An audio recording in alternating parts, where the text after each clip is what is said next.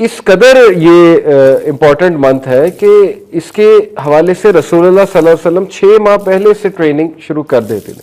اور ٹریننگ سے کیا مراد ہے؟ دیکھیں، ہم نے رمضان میں اگر ایک گول بنایا کہ ہم نے عبادات زیادہ کرنی ہے تو اس کے لیے آپ کو ابھی سے عبادات بڑھانی پڑیں گی. اس سے کیا مراد ہے؟ اگر آپ نماز آپ کی 5 منٹ کی ہے یا 6 منٹ کی ہے، 4 فرض نماز، تو آپ اس کو 10 منٹ پہ لے جائیں سٹیمنا بڑھانے کے لیے. اگر آپ صرف ابھی سنتیں نہیں پڑھ رہے، صرف فرائض پڑھ رہے ہیں، جو کہ بہت سے ہم لوگوں کی عادت بن چکی ہے، تو آپ 12 سنت کو واپس لے کر آئیں ابھی سے. کیونکہ پروفٹ صلی اللہ علیہ وسلم نے کہا کہ جو شخص دن میں 12 سنتیں ادا کرتا ہے، فجر کی 2، ظہر کی 4 اور 2، 8 ہو گئیں، مغرب کی 2، 10 ہو گئیں، اور عشاء کی 2. یہ حدیث صحیح حدیث سے ثابت ہے.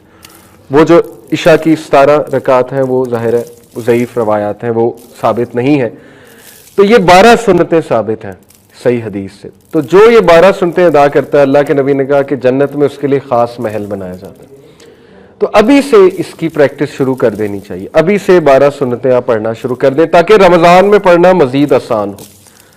اور ابھی سے آپ ایڈجسٹمنٹ کر لیں کچھ اپنی روٹین کی، ٹھیک ہے نا. پہلے سے ایکسپیرینس کر لیں کہ مجھے کیا کیا چیز ایڈجسٹ کرنے والی ہے، ورنہ رمضان میں ایڈجسٹمنٹ کریں گے تو پھر وہ روزہ بھی ڈسٹرب ہو سکتا ہے اور عبادات بھی جو ہے وہ ڈسٹرب ہو سکتی ہیں.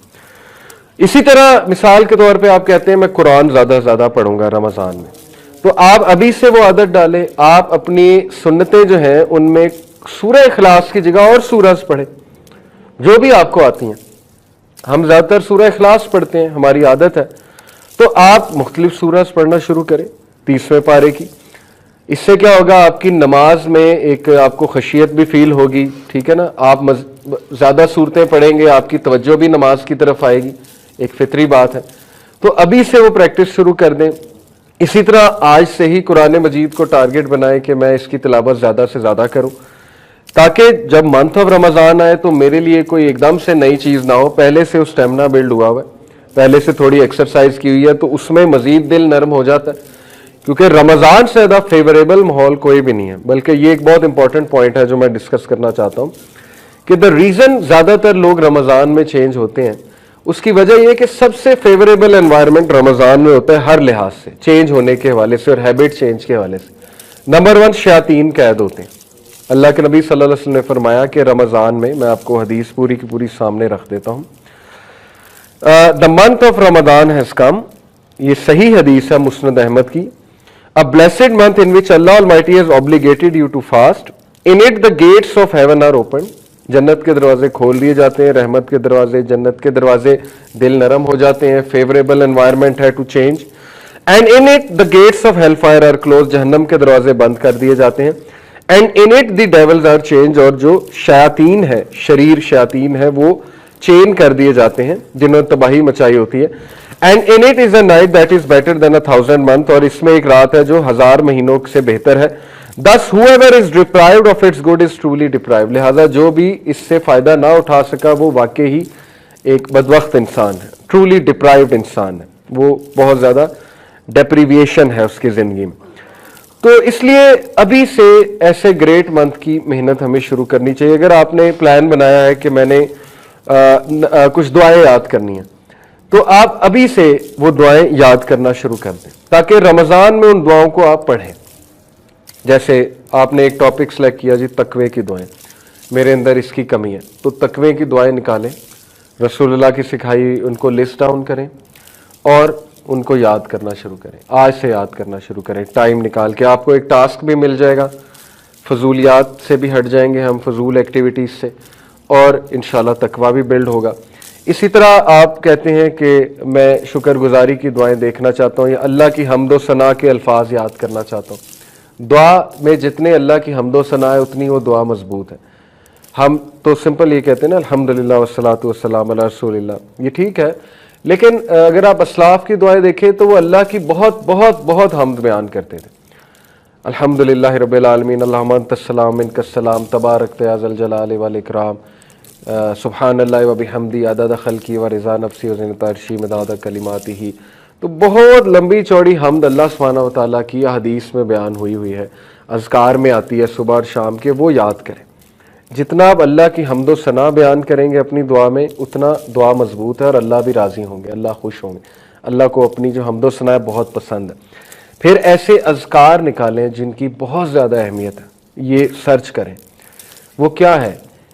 एक हदीस में आता है कि सुबहानल्लाह, अल्हम्दुलिल्लाह और ला इलाहा इल्लल्लाह, ये अल्लाह के अर्श के गिर्द चक्कर लगाते हैं, ये जो विर्द है। और जब आप ये विर्द करते हैं, कॉन्टेक्स्ट बता रहा हूँ हदीस का, तो जाहिर है कि ये आपका विर्द भी ऊपर जाता है और वो भी अल्लाह के इर्द गिर्द, अर्श के इर्द गिर्द चक्कर लगाता है। तो ये इतना पावरफुल विर्द है और कुछ भी नहीं है। इससे ना आपकी कोई मीटिंग रुकी, ना ड्राइविंग रुकी, कुछ भी नहीं रुका। ड्राइविंग करते करते सुभान अल्लाह, अल्हम्दुलिल्लाह, ला इलाहा इल्लल्लाह हदीस के मुताबिक। फिर दुरूद इब्राहिमी की कितनी ज़्यादा फजीलत है। फिर ज़ाहिर है अस्तग़फिरुल्लाह तूबू इलैह की कितनी फजीलत है। जो कोई अल्लाह का इस्तग़फ़ार करता है, अल्लाह उसे हर मुश्किल से निकाल लेता है, अल्लाह उसका रिज़्क़ बढ़ाता है। इस्तग़फ़ार के कितने फ़ायदे हैं। तो अभी से अपने दिल को, अपनी ज़ुबान को अभी से आपको तर करना पड़ेगा अपने ज़िक्र के साथ, ताकि आपकी प्रैक्टिस है और वो ज़िक्र जो है वो जारी हो जाए आपकी ज़ुबान में। अदरवाइज़ मुश्किल होता है प्रैक्टिस उसकी।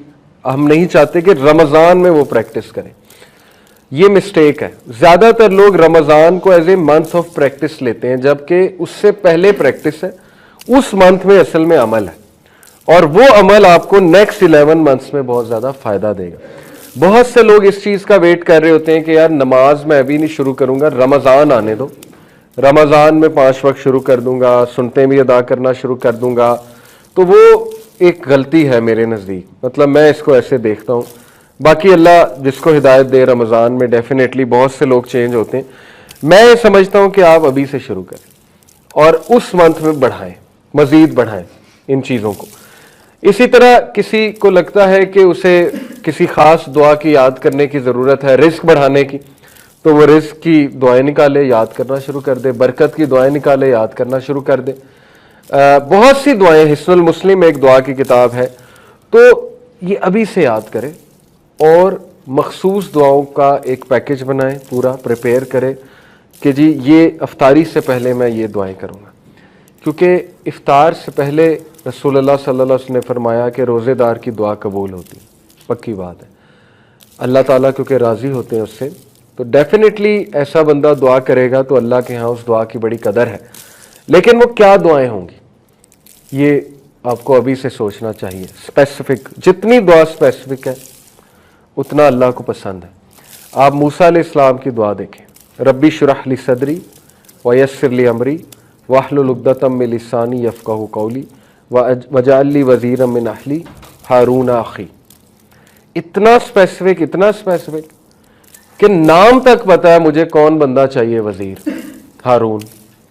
हमारी दुआ स्पेसिफिक तो नहीं होती, जनरल होती है, अल्लाह नेक बना दे, ये दुआ होती। ठीक है, अच्छी दुआ है, लेकिन बी स्पेसिफाई, किस किस्म का नेक बना दे, कितना नेक बना दे, किस लेवल का नेक बना दे। जितना अल्लाह से स्पेसिफिक होंगे उतना आपकी सीरियसनेस शो हो रही है। ठीक है ना। हज़रत मूसा को पता था कि मुझे क्या चाहिए, मेरा सीना खोल दे, मिशन के लिए ये चीज़ चाहिए उन्हें। फिर मेरी ज़बान जो है उसमें रवानगी पैदा कर दे, उसमें लुकनत है, उसमें रवानगी पैदा कर दे, और मेरे लिए आसानी पैदा कर दे जो टास्क मैं करने चाह रहा हूँ, और मेरा एक वज़ीर मुकर्रर कर दे, और वो वज़ीर हो कौन, वो हारून हो, कौन, मेरा भाई हो। तो ये दुआ का फ़लसफ़ा है। ठीक है, ये फ़लसफ़े को जहन में रखते हुए दुआएं जो हैं वो तश्कील दें, उनकी लिस्ट बनाएं और वो दुआज आप इफ्तारी पे करें, एक प्लान के साथ करें। रमज़ान में बेशक दुआएं कबूल होती हैं, रोज़ेदार की दुआएं जो हैं वो कबूल होती हैं।